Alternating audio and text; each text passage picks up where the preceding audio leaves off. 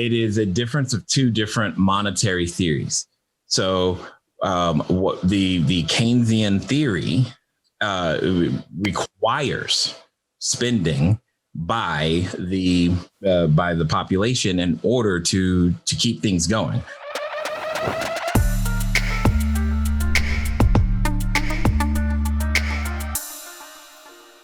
Why would the Fed accelerate the printing of money due to COVID, knowing the inevitable outcome? If spending slows down, if the velocity of money decreases, the system begins to fall apart. AKA, if everybody saved and did not borrow, or saved and paid off debt, the economy would literally collapse because of the way Keynesian works. So the idea is, if we put money in the hands of the people, they will feel safe enough to spend. That is what they're going for. That is what they want to have happen. They want spending to occur so that because if that does not happen, it will fall apart. They want spending, they want borrowing. If that's why this year specifically, those of you who last year, when I said start working on your credit facility, this year, that is going to pay off big time, because if you haven't heard or seen already, the number of fintechs and financial companies that are going public or about to go public, either through SPAC or reverse merger or direct listing, which is all different than an IPO, is immense. And with that money, one of the next products will be more credit from the existing financial institutions and the new ones. It's coming because that's why the money is. That's part of what they want to have happen. So I literally just got approved for an MX Business Gold Card. Okay, there you go. I have been with MX for like years and declined, yada yada, and then all of a sudden it's like, oh hey, we want to. Yes, yes, that this year it's coming fast, hard, and heavy, because that's what is needed in order for things to keep going under this particular economic theory. That's why it's not about protecting the value of the currency at all. So Atomic Habits is the next book we're going to go over, and then never split the differences after that? That is my intent, yes, because there's I think it was Chinedu, where it was, because he recently set himself free from his job. What? Yes.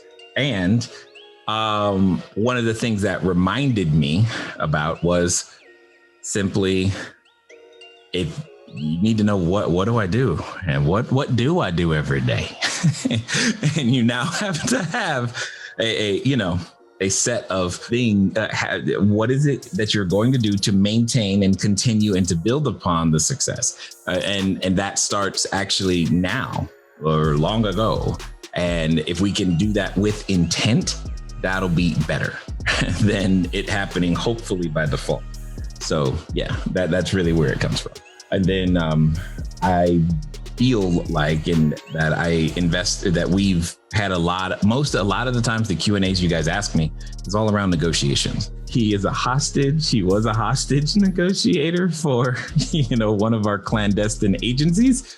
And so I'm like, and I've listened to Chris Voss on a number of occasions. And I mean, he's not wrong. It's just really intense situations that he's dealing with. And I'm just like, you know what? This is good. And I'm like, well, let's see how this goes. Because again, understanding that I feel our business is just as intense. It's just as crucial, especially to your financial life in the same way.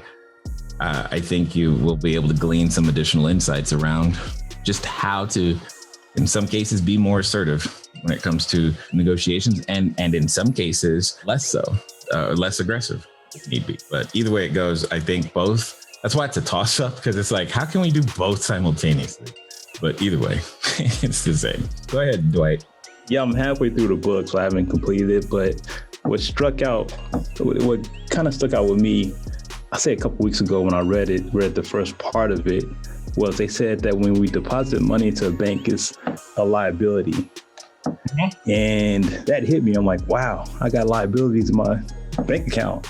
I just kind of took it a whole different way than how they presented it. But I guess when we deposit the money, they use it to, I guess, print out additional funds and money. With me, I seen that. I'm like, okay, I can't have my money in cash anymore. Like I just got to move it outside of cash, outside of currency. So I just started buying crypto.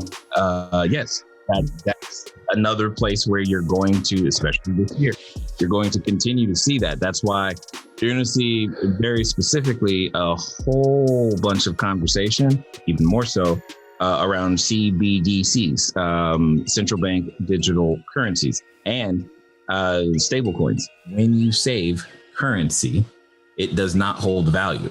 You should save anything but currency. Go buy 12 boxes of rice. Way better. Now, Jay, do you like Celsius better than Uphold, or say, Uphold is really just like an exchange, but Nexo? Well, I do not. You probably will be. You probably will. As a California citizen, Celsius hasn't gotten their license to lend in California. So I cannot use them the way that I use Nexo. Got it. Okay. But I think they are okay in Georgia. So. All right, sounds good. Do they offer, I'll go online and check them out, but if they offer like a debit card, that'd be awesome too. Cause I think that's up and all. Yeah. The answer is it's coming. That's exactly what I'm saying. This is how they're literally building the new version of the bank as the currency that is currently in existence loses the last little bit of credibility and value that it has.